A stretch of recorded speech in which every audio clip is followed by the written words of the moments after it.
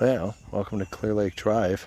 Almost walked past this little guy this morning.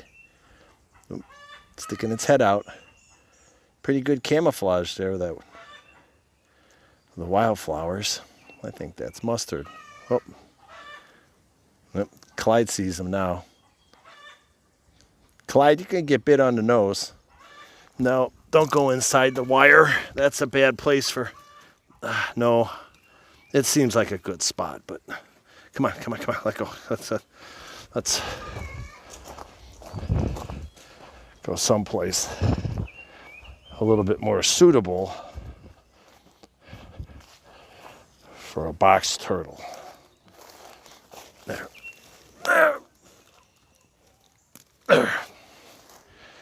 You go scrounge around in the woods.